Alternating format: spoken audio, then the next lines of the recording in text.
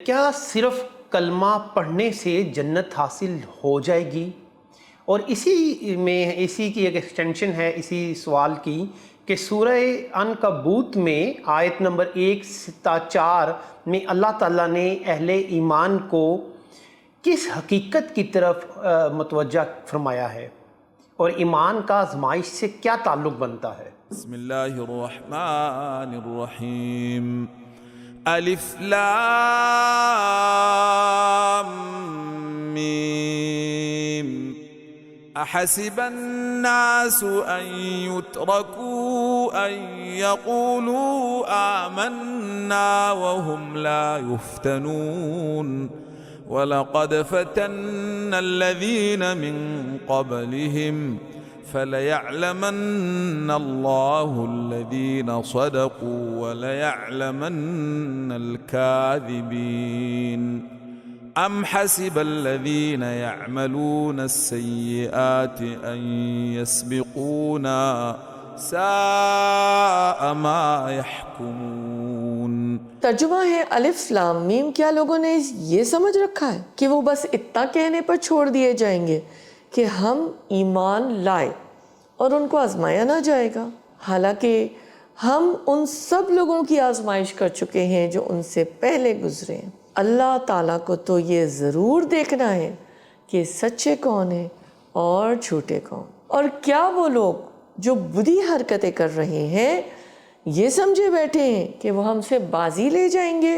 بڑا غلط حکم ہے جو وہ لوگ لگا رہے ہیں۔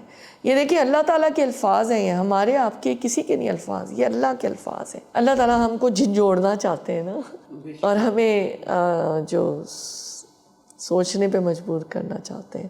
تفسیر اب تفہیم القرآن کے ذریعے سے مضمون اس کا بیسیکلی جو اس آیات کی ترجمے کا ہے کہ ایمانداروں کی مصائب کی کسوٹی پر جانچ کرنا۔ اب ہم اگر پس منظر کے حوالے سے دیکھیں تو ظاہر ہے ہمیں معلوم ہے کہ جس وقت قرآن اترا ہے اسلام کے ابتدائی دور میں مکہ مکرمہ میں ایمان لانے والوں کو شدید مظالم کا سامنا تھا۔ غلاموں، غریبوں، تاجروں اور عام لوگوں کو جسمانی اور ذہنی اذیتیں دی جاتی تھیں، حتیٰ کہ ان کی روزی بند کر دی جاتی یا خاندان ہی ان کے خلاف ہو جاتا۔ ان تکالیف نے ایک خوف کا ماحول پیدا کر دیا تھا جس کی وجہ سے اکثر لوگ ایمان لاتے ہوئے ڈرتے تھے اور کچھ آزمائش کے وقت کمزور ہو کر خوف کے ذریعے پیچھے ہٹ جاتے تھے۔ صحابہ کرام کے دل میں بھی فطری طور پر اضطراب اور بے چینی پیدا ہوتی، جیسے کہ حضرت خباب بن ارت رضی اللہ تعالیٰ عنہ نے ایک موقع پر نبی اکرم صلی اللہ علیہ وآلہ وسلم سے یہ گزارش کی، یا رسول اللہ صلی اللہ علیہ وآلہ وسلم آپ دعا فرمائیے کہ ہماری یہ مشکلیں آسان ہو جائیں۔ بڑی طویل حدیث ہے نا۔ تو آپ صلی اللہ علیہ وآلہ وسلم نے اس موقع پر سابقہ امتوں کی سختیوں کا ذکر کر کے صبر کی تلقین فرمائی اور یقین دلایا کہ اللہ کی مدد قریب ہے۔ قرآن مجید نے متعدد مقامات پر ہمیں یہ بات بتائی ہے، وضاحت فرمائی ہے کہ اللہ کی جنت سستی نہیں، اور ایمان کے دعوے کو سچا ثابت کرنے کے لیے آزمائشوں سے گزرنا لازم ہے، چاہے وہ آزمائش بھوک کی ہو، نقصان کی ہو یا جان و مال کی قربانی کی ہو۔ اللہ تعالیٰ صرف انہی لوگوں کو انعام دیتا ہے جو ان آزمائشوں میں پورے اترتے ہیں، کیونکہ اللہ تعالیٰ عادل بھی ہے نا، منصف ہے۔ تو اللہ کے عدل کی صفت کا تقاضا یہی بنتا ہے کہ کسی کو محض اس کی ارادے، نیت یا مستقبل کی پلاننگ اور صلاحیت کی بنیاد پر انعام یا سزا نہیں ملے گا، بلکہ پروف کی بنیاد پر ملے گا نا۔ دنیا میں بھی یہ قاعدہ ہوتا ہے، عمل کی بنیاد پر ملے گا، اور سرکمسٹانشل ایویڈنس جس کو ہم کہتے ہیں، پروف کہتے ہیں، اس کی بنیاد پر فیصلہ ہوگا۔ تو اللہ تعالیٰ نے تو پروف کے لیے اتنے سارے فرشتے جو ہیں وہ تعینات کیے ہوئے، تو اللہ تعالیٰ ہمارے ساتھ آسان معاملہ فرمائے، آمین۔ جی۔ تیسر القرآن کے ذریعے سے چند نکات۔ یہ صورت اس زمانے میں نازل ہوئی جب مکے میں مسلمانوں پر ظلم و ستم کے پہاڑ ڈھائے جا رہے تھے، جیسے کہ ابھی ہم نے پچھلی بس میں دیکھا۔ کچھ ایسے بھی مسلمان تھے جو بہت زیادہ مخلص تھے لیکن وہ گھبرا جاتے تھے نا. تو اس آیت میں ہر طرح کے لوگوں کو متنبہ کیا جا رہا ہے, وارن کیا جا رہا ہے کہ دیکھو یہی مصائب و مشکلات ہیں, یہی آزمائشیں ہیں جو ایمان کی کسوٹی ہیں, بے شک. اور انہی سے یہ معلوم کیا جا سکتا ہے کہ فلاں شخص چاہے وہ مرد ہو یا عورت کس حد تک اپنے ایمان کے دعوے میں پختہ ہے. ایک بہت بڑی حقیقت یہ ہے مطلب کہ ہر واقعہ جو پیش آتا ہے ہمیں اس دنیا میں, خواہ وہ ہمارے خیال کے مطابق کسی بھی زمانے سے تعلق رکھتا ہو, کسی بھی ٹینس سے تعلق رکھتا ہو, چاہے وہ حال ہو, ماضی ہو یا مستقبل ہو, اللہ تعالیٰ کے لیے وہ غیب نہیں بلکہ صرف اور صرف شہادت ہی شہادت ہے.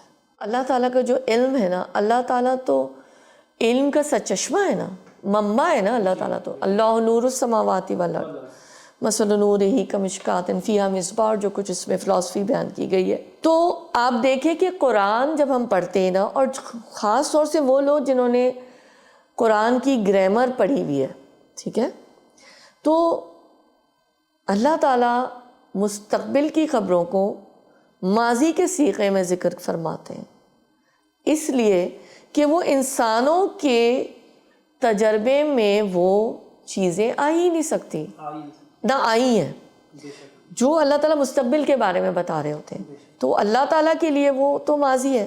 تو اللہ سبحانہ و تعالیٰ is beyond those time frames and timelines. Allah, his knowledge is irrespective of time and space. قادر المطلق ہے. Yes, he is beyond that.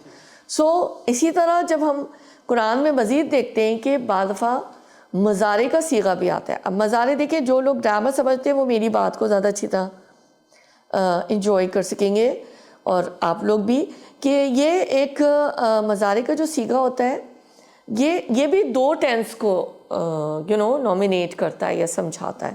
تو اس کی بھی وجہ یہی ہے کہ وہ اللہ تعالیٰ اس کو دونوں پیرائے میں رکھ لیتے ہیں. مثلا یہ بات اللہ کے علم میں ہے کہ فلاں شخص فلاں وقت چوری کرے گا, لیکن اس کے علم کے مطابق اس کو سزا مرتب کب ہوگی؟ جب اس کا پروف آ جائے گا, یعنی جب وہ چوری کر لے گا. ٹھیک ہے نا. جو آیت 4 کے اندر جو یہ باتیں آئی تھی نا, تھوڑی سی ہمیں ہلانے والی بھی تھی, دل دہلانے والی بھی تھی. تو اس میں اللہ تعالیٰ نے یہ بتایا کہ یہ لوگ اپنی جو سر توڑ مخالفانہ کوششیں کر رہے ہیں, سازشیں کر رہے ہیں, خود ہی ناکام ہو جائیں گے, اور غلبہ اسلام کی راہ روکنے میں کبھی کامیابی ہو سکے. منکرین, کافرین اور باغی لوگ جو تھے. اور اللہ تعالیٰ نے اس آیت 4 میں یہ بھی کہا ہے کہ اگر وہ ایسا گمان کرتے ہیں کہ وہ یقیناً کامیاب ہو جائیں گے تو ان کی زبردست بھول ہے. واضح رہے کہ یہ سارا جو مطلب جیسے میں نے بھی کہا یہ روئے سخن کافروں کی طرف ہے. بخاری شریف کی یہ 3612 نمبر کی حدیث ہے. حضرت خباب بن ارد رضی اللہ تعالیٰ عنہ بیان کرتے ہیں کہ ہم نے رسول اللہ صلی اللہ علیہ وسلم سے اس وقت شکایت کی جب آپ کعبۃ اللہ کے دیوار کے سائے میں چادر لپیٹ کر بیٹھے ہوئے تھے. ہم نے عرض کیا, یا رسول اللہ صلی اللہ علیہ وسلم, آپ ہمارے لیے دعا کیوں نہیں کرتے کہ اللہ تعالیٰ ہمارے لیے مدد فرمائے؟ آپ صلی اللہ علیہ وسلم اپنے چہرے سے چادر ہٹا کر بیٹھ گئے اور فرمایا, اللہ کی قسم تم سے پہلے لوگوں کو پکڑا جاتا اور ان کو ایک گڑھا کھود کر اس میں گاڑ دیا جاتا اور اس کے سر پر آرا رکھ کر 2 ٹکڑے کر دیا جاتا. وہ پھر بھی اپنے دین پر قائم رہتا. اس کا گوشت لوہے کی کنگھیوں سے نوچ لیا جاتا, لیکن پھر بھی وہ اپنے دین سے منحرف نہ ہوتا. اللہ تعالیٰ اس دین کو غالب فرمائے گا کہ ایک سوار ثنا سے لے کر حضر موت تک تنہا سفر کرے گا. اسے اللہ کے سوا کسی کا ڈر نہیں ہوگا, اسے صرف اپنی بکریوں کے متعلق بھیڑیے کا خوف ہوگا, لیکن تم عجلت کا مظاہرہ کر رہے ہو. ڈاکٹر صاحبہ اب ہم ان کے عملی نکات کی طرف بڑھتے ہیں اور آپ سے یہ جاننا چاہیں گے کہ ہم لوگ اس پہ کس طرح عمل پیرا ہوں۔ جی بہت واضح ترجمہ بھی اگر ہم تھوڑا سا بھی غور کریں نا تو بہت وضاحت کے ساتھ اللہ تعالیٰ نے ہمیں بات سمجھائی ہے۔ آزمائش کا مقصد جھوٹے اور سچے اور کھرے اور کھوٹے کے درمیان فرق کرنا ہے، نمبر 1۔ اور پھر یہ کہ اللہ تعالیٰ سب کچھ سننے اور جاننے والا ہے۔